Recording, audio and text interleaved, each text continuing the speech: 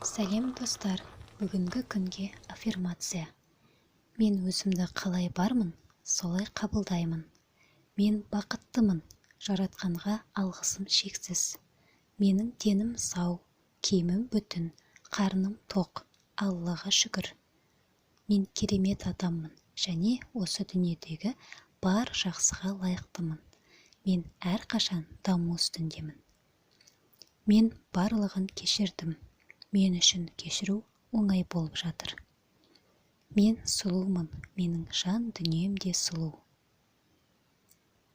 Осы аффирмацияны бүгін бірнеше рет қайталап айтып жүріңіз.